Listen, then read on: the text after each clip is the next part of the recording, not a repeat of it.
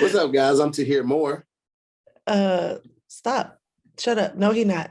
Welcome back for another episode of More to the Story. No, I'm not. I'm Fairmore. Now, who are you? I'm to hear. Still to hear more. Don't do that again. I just watched What's Love Got to Do With It. I'm gonna fine you $5 for that. Don't do that again. I wasn't late. This is not the point. You got fined when you were late. No. Or played the wrong note. You did. You played the wrong note, introducing yourself before. Okay. Fair enough. Yeah. Fair enough. Yeah. Anyway, hi. So I want to, somebody sent some great DMs. Oh. Yeah. Nice. So I kind of want to share them all, but I'm gonna stretch it out. But they're funny and a little gross. So this one I'll share now. I'd eat your coochie as a friend for nothing in return if you ever asked me to. I just know you taste amazing. This is coming from a complete stranger. To you? No.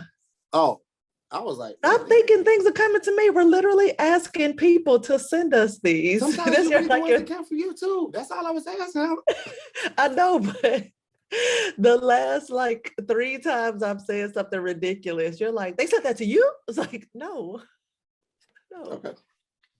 Hey, get it together. I mean, listen, in early 2000s, that was a pickup line, albeit very vulgar, very crass.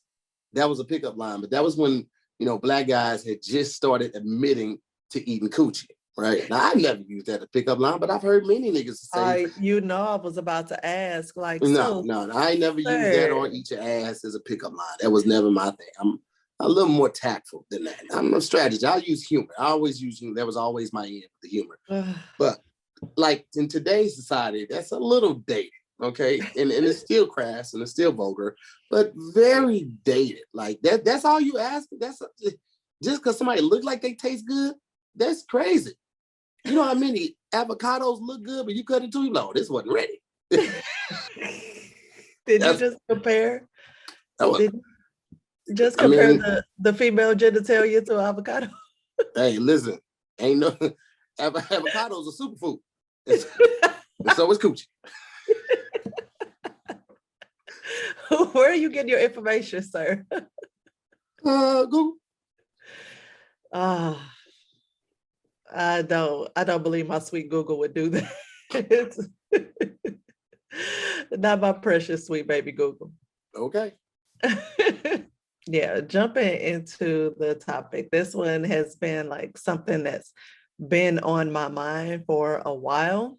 Mm-hmm. Just because of things that's going on around me in particular, and not so much,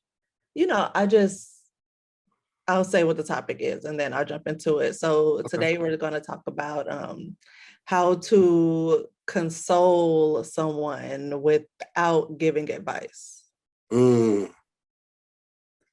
Listening, just to listen, not to respond. Yes. Okay. Yes. But it's still ways to be helpful so that you're not just sitting there being talked at, but also not trying to solve the problem. Yeah. That is something that I've got better with over the time, but I was always, which I feel a lot of empaths are. We don't just listen to someone's story, we take it on somewhat as a part of our trial. And now we'll carry around those troubles until we figure out a solution, because we feel so tied to that person that we listen to. And sometimes it might not even be somebody that we're super close to, but when you're an empath and you feel other people's energy and you react to it, it's just sometimes kind of happens. And sometimes I had to tell people, hey, I can't talk right now. I gotta do something in order to protect my energy, because I know that about me. I'll take on somebody else's woes. So. Mm-hmm. Yeah. And me, it's not even the point of really feeling their trauma. Is so much more me like, okay, you just gave me a problem. Now I'm solution oriented. Mm-hmm. I'm trying to figure out how to fix it. Mm-hmm. And very trial. Why can't you do this? Okay, that's not an option. Okay, this, like, I'm very like, this not working, then scratch that. Let's do this. Like, I'm very much all about like, okay, we have a problem, but there's a solution to every problem. Let's find a solution. And I actually had a friend like going through something super traumatic and kind of go in on me. It was like, look, you can't fix this. You always want to fix people. You can't fix this. Just let me talk. And I was like, yeah. You know what? I received that. I'm offended in the moment, but I also know that's very true about me, and I had to take it. But anyway, so, and this is like going for whether someone is dealing with a death in the family, or a breakup, a loss of a job, or just realizing like becoming disillusioned with a person that's in their life, or a job that they're working, or whatever. So yeah. And so let's just jump into like some ways just we can be more of a friend to our friends, and just get over that awkwardness of, mad that they came to you with a problem and they didn't take your advice, or mad that they came to you with a problem and you're taking it on as your problem, Now let me ask you this. Do you find it's hard to be an active listener without engaging by giving advice? Do you think that might have something to do with it too? Because like just listening to somebody and not responding, like, can sometimes make your eyes glaze over or make it seem like you're not as interested. Do you think that has something to do with it? Yeah, I mean, because you want to seem, you want it known that you care.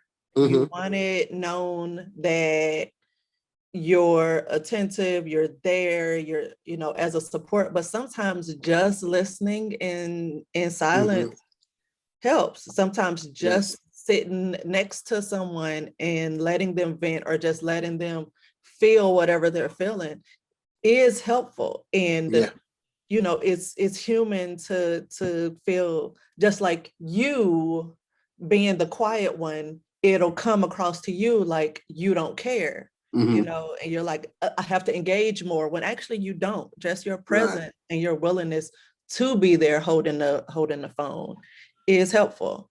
I remember when my friend's grandfather got really sick, and she had texted us and it was like, things are taking a turn for the worse. So, I'm just not feeling, just not feeling good right now. And so I was like, I'm coming over. On my way, got there, and we just sat and watched TV. And it wasn't, she didn't need to, I knew how much her grandfather meant to her. I've actually been there, listening to their conversations, like they were really close. And just sitting there, her mom called and was like, he passed away. And so she was like, I heard her tell her mom, Farron's here. And then she handed me the phone. I was like, my mom want to talk to you.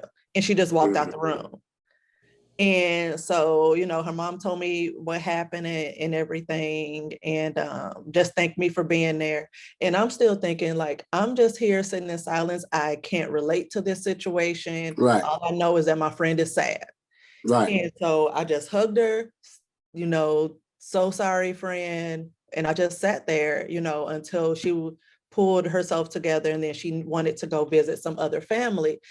But, and I'm thinking like, I'm awkward in these situations. I didn't know what to say, didn't know what to do. And then she like texted me and was like, thank you so much for being there. Like, I just really appreciate you just being there. And I'm, sitting there thinking, I didn't do nothing, but it was just being there. Just being there. Yeah. You know what? Because I'm really good at comforting people via text. I can text you some shit that it was like it was wrote by Shakespeare himself. Yes, It's you a are sonnet, damn it. so It's good at beautiful, that. right? But when I'm in person, I am awkward. I'll be like, do I rub your back? I don't know what to do with my hands. Right. I'd It's be like so awkward. And I that's have why to tell you, that's why like, I'm more hug me inclined. now. Huh? I say, I have to tell you, like, hug me now. You literally had to say that to me. This is when you wrap your arm around me and tell me it's gonna be okay. She's literally had to say, because I'm so awkward with that, because I didn't get it as a kid growing up. I never got that type of physical comfort. So I am very awkward in it. And I'm very much a novice when it comes to comforting in person. And I think that's why I'm so involved with responding and so accustomed to taking on the problems. I feel like that's the best way for me to help. But you are right. I know I've had moments when I've talked to like Irvin or Dana, and I just need to verbalize something.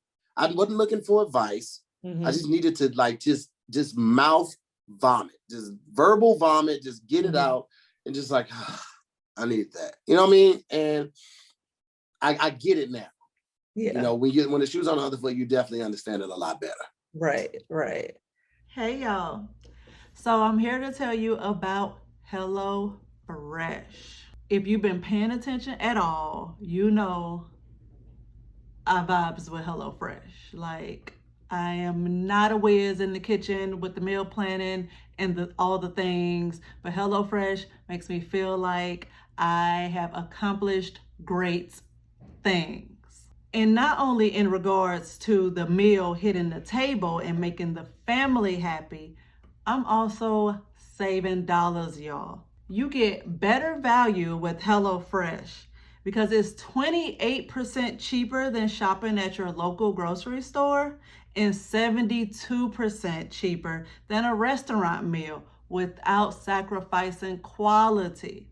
And HelloFresh offers the flexibility you need to easily customize your order in an app. Like, all you gotta do is download the app and select what you want and when you want it delivered. And you get up to 50 choices a week to choose from. I mean, why wouldn't you do this? So, one of my absolute favorites, actually all of our favorites, are the firecracker meatballs. They are so good.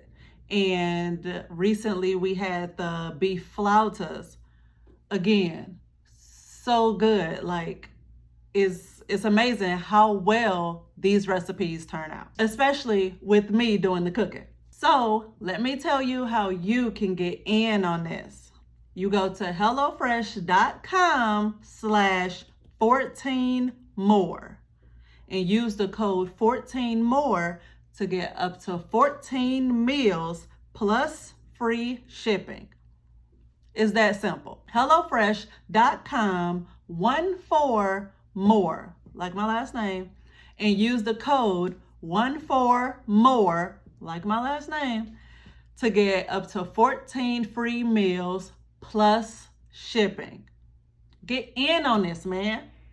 So I looked up just some ways, some notes to keep in mind when a friend is going through whatever it may be, and you want to be there. You are their first call, their first line of defense, you know, against the evil that's going on in their lives at the moment. So in the very first one, and I looked at like 4 different articles, and everybody's first step was stay away from giving advice. Like, do not just trust your friend to make their own decisions, to solve their own problems, and then that stops from any you taking responsibility in their, because if they take your advice and it backfires, then they can blame you for it too. Or if they don't take it and you're sitting there like, well, I told you to blah, blah, blah. It's like, it wasn't about you. It becomes a you problem. Yeah. Yeah. That's also like this one meme that said something like, I hate when you're telling somebody about your problem and they feel like they got to one up you with their problem or something. They went through a similar situation. It's funny how like these two kind of overlap. Yeah. But I do wonder if you're in a situation like this, you just listen to somebody and they tell you what they plan on doing.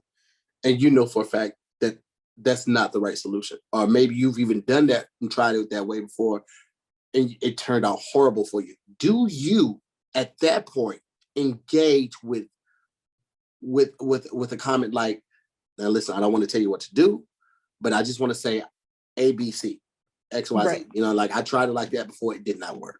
I'm not saying that you shouldn't. I'm just giving you some hindsight that I've already went through a situation like this. And what I thought was the right way was exactly what you just said. And this is what happened. Or do you still just listen and let people find out for themselves? Well, that's when you get into the mode of like making what is a bit manipulative, but you make it their idea to lead away from that. You inception this motherfucker? Oh man, you as bad as Lil. You planning the idea? Nah, fuck that. You 3 levels down. You in the snow with the whole team. The van is falling off the bridge. You like, let's go 1 level deeper. You dirty.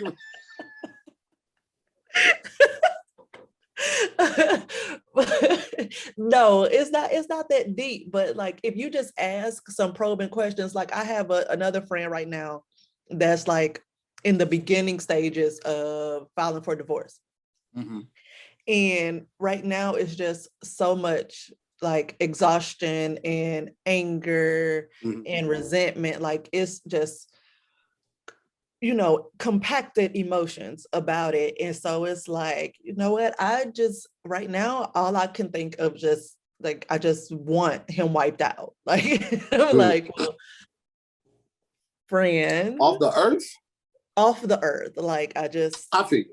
That's definitely some people I want to annihilate him, you know. Like, oh, annihilate. Ooh. That's a 4-syllable word. Yes. So is very involved, and it's like, okay, I can't in good conscience be that friend like, oh girl, fuck him and to hell with him and what we gotta do. Like I just see it as like, don't let like this person unfortunately turned out to be BS for you. Don't let this person drag you all the way down to where you ruining your life, you know? Right. So it's like, I'm not going to jump on that bandwagon. Like, I'm not even going to encourage it or, you know, just get into those types of conversations because it just helps to amplify whatever's going on. Yeah. You know, amplify the negative, you know, the negativity and stuff. And so, and then not ever, like, I don't have anything to base, I don't have a basis for this. I've never experienced it. I've never dealt with another friend who experienced this. Every part of the situation is new for me. And so it's like, I can't get involved in the chit chat. I want to believe that you're playing, but I also I've watched Snapped, and you are really hurt right now. So do not end up on Snapped or Forensic Files. That's all I could think. Yeah. So and a lot of that is just asking like those prompting questions of, you know, what is it that you really want? What do you have control over? What, you know, just on a daily basis. So now we're at the point that like is daily, sometimes multiple a day check-ins just to make sure, you know, she not falling off, you know? Yeah. So and that actually leads into the second step of avoid amplifying one feeling. Like, you know, at first I was like, you know, she's angry and you have every right to be angry. And I realized that I was repeating that. And it was, you know, validating, like she knows I don't need to validate her anger. She knows that she has every right to be angry. Right. But it's like it was so much more to it. It was so many more layers to her emotions. So it was like, you know, she's at a point of confusion of how did I get here? You know, why isn't this, you know, fixable? Why isn't he as invested in fixing this as I was? But now at this point, is it even fixable? So it's resentment from all the things that led up to it that never got resolved, and it's hurt. Like it's just all these layers of things. And even when I had have another friend who's like in between jobs, and she just like went through this like terrible situation to where she got like pulled into this position, and they really like dumped a lot on her because they were so backlogged to where she ran herself crazy. And she was like, she had to take some mental health days. But then she got in trouble for taking the mental health days because she hadn't been there that long. But it's like, y'all don't realize what you put on me. Yeah. And so she like got in, you know, ready to hit the ground running, but then quickly became disillusioned by everything that was going on. And it was like not even the money was enough to make her feel like I need to run myself even crazier to get this done. It's like, no, I need help. This is ridiculous, and y'all not giving it to me type situation. So she just went through like, real quick. That is the gift and the curse and getting older, really realizing that money isn't everything. And we've been talking about this recently more often than ever before. Like realizing your time and your mental health, but your time, because you can never get that back. You can always make more money. You always get new items, cars, house, all of that stuff is attainable again. You know what I'm saying? There's not a finite number of cars and houses available to you. Time though, mental peace, like you remember what it was like. You used to come home from one of your jobs and you tell me about how the people were crazy and acting all ridiculous. Like you couldn't even leave it at home. At work, you had to come home with that. And to bring that stress home, it's just like, it's horrible. It's a horrible feeling. So yeah, I remember having a job to where I would be fine all morning, getting ready, dreading going in, but I would be okay. The minute I stepped foot into the building, I got a headache. And I was like, okay, so this is time for me to go. And so my main focus became getting the hell out of there. And like with another job I had just like lost I realized I got too involved in the business running, how the business ran with the company. And I was like, oh, this is fucked. And this company is very likely short-lived. And now I see that and I have to save myself. But then like still to this day, that was one of my favorite jobs. The pay sucked, but that was one of my favorite jobs. And I know exactly what I had to walk away from it. Yeah. And I was like actually sad about it, you know, because it's like, yeah, it's messed up. And I know like now they got rid of so many people. They're a team of like 5 now. Oh my God. I don't know how they get anything done. Because I know exactly what you're talking about, but I don't know how they get anything done. Yeah, so they're like a team of 5. They went from like a team, I think we were a good team of maybe 25, 30 to a team of 5, still putting on all the same events and everything. And so it's just so much, it's just so many feelings that I had in that, to where no one could tell me what steps to take. I had to figure that out on my own.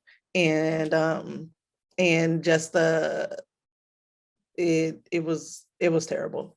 Yeah. It was terrible. And even the decision, though I knew how messed up everything was, the decision to leave was still like, I still took time to really think about it. Yeah. Because it was like, I like what I do here. I just don't like what's happening behind the scenes. Relationships like that are difficult to let go to, like people in your lives, friendship, family, even family members. Yeah. Even specifically family members, because you feel the obligation to stay close to certain family members because of these norms that society has placed on and around us. But you know your auntie toxic as fuck. You know when she come over your house and she like that Selling Light 100, she finna talk shit about her husband, your mama's new boyfriend, all of it. Don't come over here with all of that shit. Yep. I love you, but now I gotta love you from a distance. Yeah. Because people will bring their negative energy in your life to receive the energy that you have to give them, but they never replenish the energy that they take. Never. And they end up being more of a nuisance and a headache than they're worth. Even family members. And sometimes you gotta love people from a distance. Yeah. The next one, I like that you said that, because the next one is don't pinpoint the bad guy. And in helping a friend get through something, or just helping a loved one get through an issue,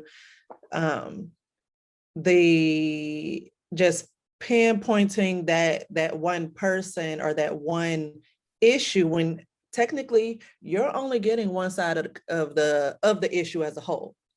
Yep. And so it's like you can't jump on sides, no matter how likely it is that this person is giving you the full picture, but they're giving you the full picture from their point of view. And it's more than one party involved. I'll listen. You already know, babe, right now. Yes. This is speaking to my soul. Yes. And I didn't even think about that when pulling this together, because I was more so thinking about how it's 3-4 family members involved as a whole, but it's 2 that I'm most concerned about because their relationship is so rocky. But the one came to me and, told me everything from her point of view. And I'm sitting there like, yes, I hear you. And what you're saying is likely valid and right about this other person and the role that they played in this issue, but I don't have their side of the story. Right. And so all I have to constantly remind myself to do, because I know there's some validity to the claims for her. I know it, but I have to keep reminding myself to just sit and listen, because I have not talked to this other person. Because more than likely you won't. Let's keep it a buck. You ain't fit to talk. If we talk about no, I am, because both people are close to me, and so the other person I will talk to, but I was waiting for them to come to me and bring it up. I don't know who you talking about then. I thought I knew. I was still going off of the first person that you mentioned. I don't know who you talking about. So. So I don't know. Are you hiding shit? What'd you say? So I don't know. So you hiding shit? It's not even the point of hiding it. It's not my secret. It's not really my story. And we've been traveling so much. When we talk, I ain't trying to talk about nobody else's shit. Like, let's be honest. I'm out of town right now. You at the crib. I was gone last weekend. So like when we sit down on some really talking, I don't ain't talking about nobody else. Yeah. But I know everybody think like, I know most, and we do share everything, just so you guys know, for the most part. But like I it's weird. Like sometimes I can indulge in the behind the scenes talk, but sometimes I just be like, I don't even, because I again, being an empath, I know I will take that on, and that shit will change my energy. Fanny has seen me get bad news and my energy shift like hard. And I don't like that shit, man. So even with shit be going on with our close friends, if it's too crazy, Fan won't tell me, because she know it'll fuck me up. Like I'll be fucked up for the rest of the day or 2 days after, something like that. Because I just like, I love hard, man. And I be trying to fix everything for everybody. And I'm still realizing that you can't do that. You can't fix everything for everybody. You know? Literally. I mean, you're ill-equipped too. So just the fact that you think you can, which it's human, and it's good that we even care enough about people to want to fix their issues, but it's also like, get over yourself. You actually can't. You have no degrees. Right. You are not qualified for this. Yeah. So mainly the don't pinpoint the bad guy is mainly just like, remember to just stay neutral. It's like, yes, I hear you. Don't do if this person allegedly did such and such, then your account of it is valid. It's like, no, something upset you, that your feelings alone are valid. But now, I do want to ask you, with that rule, right, about staying neutral, how do you do that and still show alliance and what's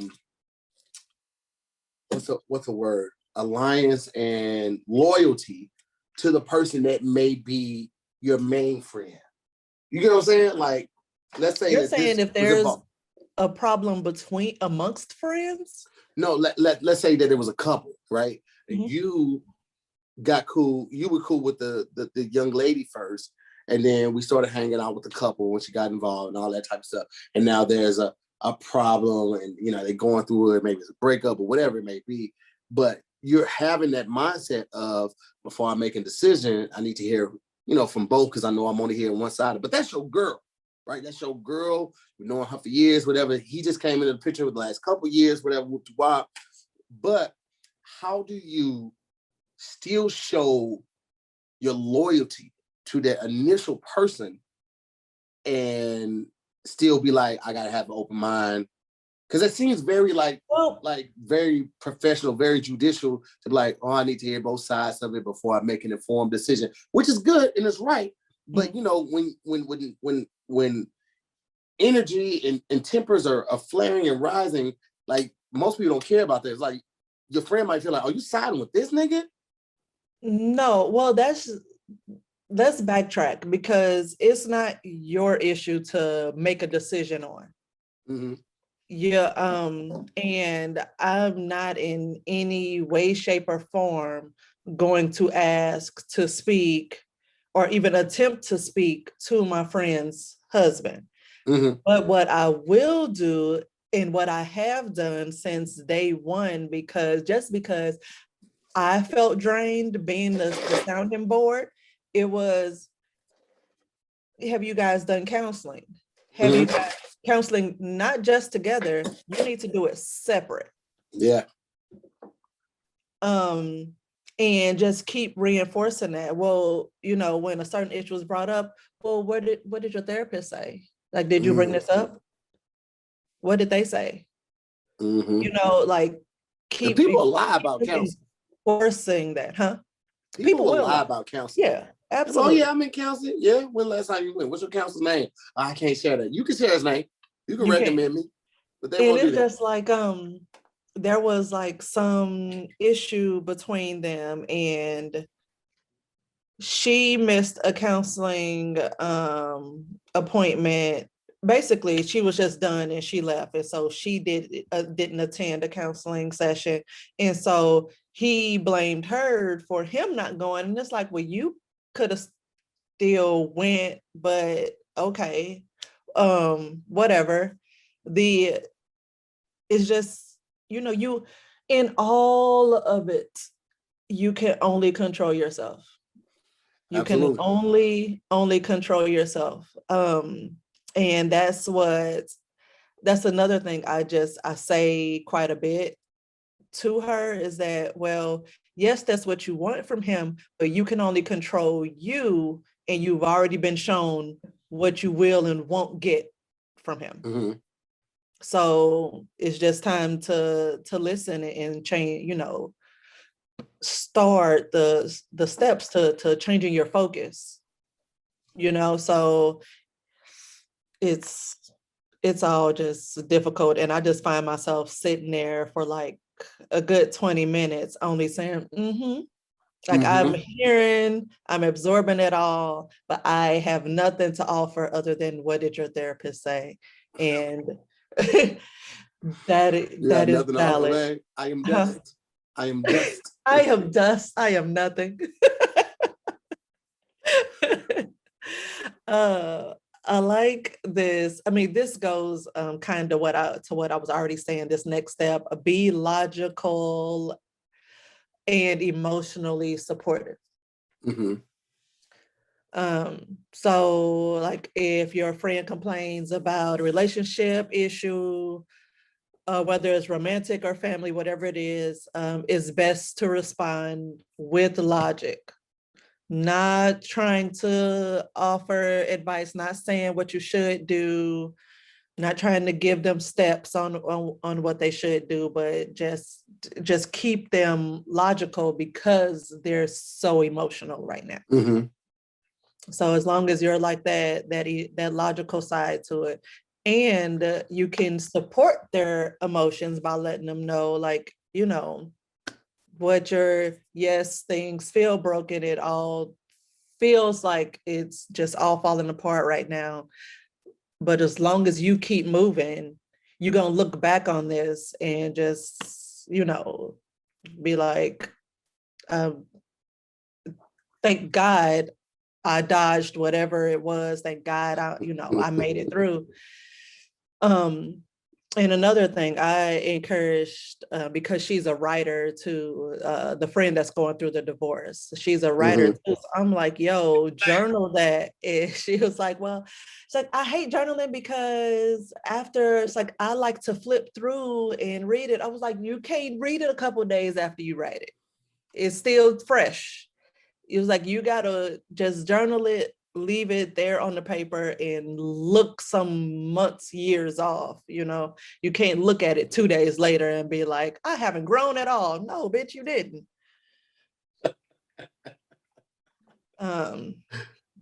So the next one is resist being the only line of defense, which is what I was saying earlier. Like it's exhausting being just that one person that go to, every time something's wrong. I have a different friend. It seemed like I only get a call when something tragic is happening.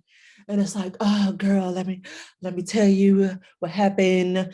And it's like, I have to block those people because they are energy drainers. Like they never call to see how you doing. They never call to celebrate the good news or the victories. It's always about the negative. And it's like somebody that only feeds negativity to your life doesn't wish you the best. Like, I just don't believe that. Like, that's a very, and it's like when it's for lack of better words, negative way of living. But when it's positive things, I only get a text. But when it's something negative, it's like, let me call and tell her all the terrible things. And then it turns into like a 45-minute conversation. And I'm just sitting there like afterwards, like, I don't know, let me turn on Madagascar or something. Like, let me find something to just bring. Now wait, is it the woe is me negative stuff, or is it like, girl, you ain't gonna believe this? It's mainly woe is me. It's just always something wrong. And I know life ain't rainbows and sunshine, duh, but it's just always something just tragically wrong. Yeah. And it's just like, is this, at some point I found myself like, did you just see this in a movie or did this really happen to you? Like, let's keep it a buck for a minute. Like, this sounds familiar. Like something from Lifetime. Like, did this actually happen to you? That's crazy that people are out there that will literally do that. Yes. Just for the attention.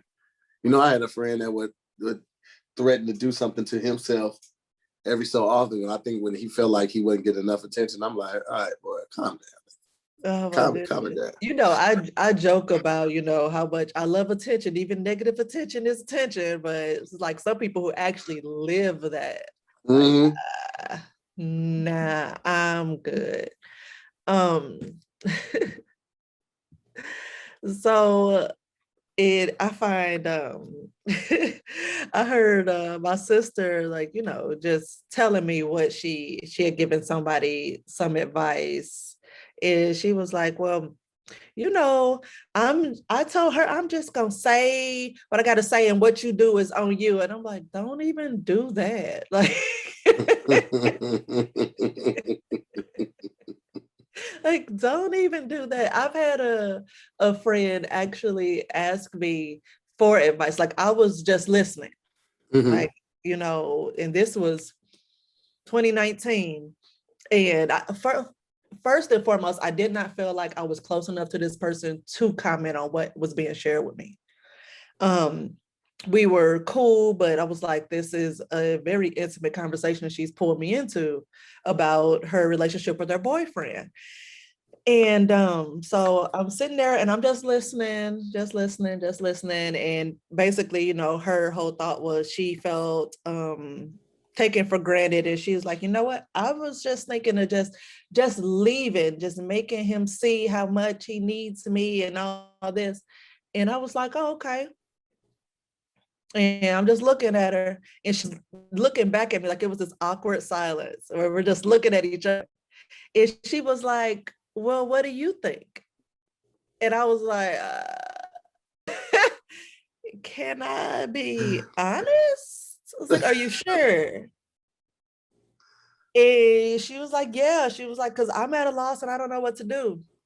And so I was like, if you do that, be prepared to not be wanted back.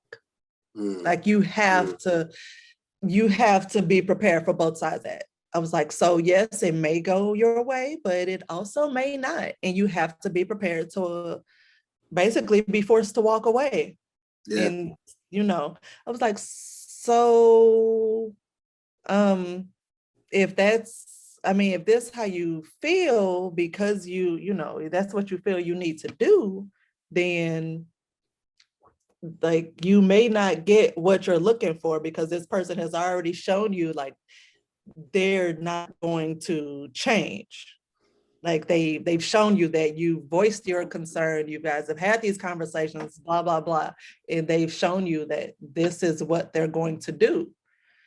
And actually it was more so as a stance of I want to get married, you don't, I'ma leave to make you marry me, is basically what it was. I was trying not to share that part, but I haven't given any names, so it should be fine.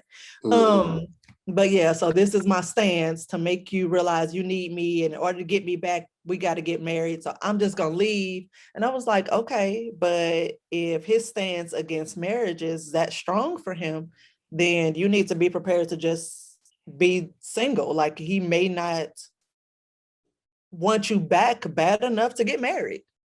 And you might have to accept that. So to sum it up, she never left because that she wasn't ready to face that. And they're still not married. So also that. So maybe she just like came to terms with the fact that I want to be with him and it doesn't matter what it looks like, or I'll try again later. I don't know. We haven't talked about it since. So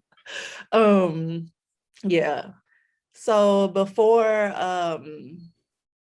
like more than anything, just you know, we just all want to be there for our circle, for our people, those people who mean so much to us. And sometimes saying nothing and just being there to listen is enough. Just sitting in the room or sitting on the phone is enough. And we have to find solace in that. We don't have to fix we don't have to fix everybody or their problems.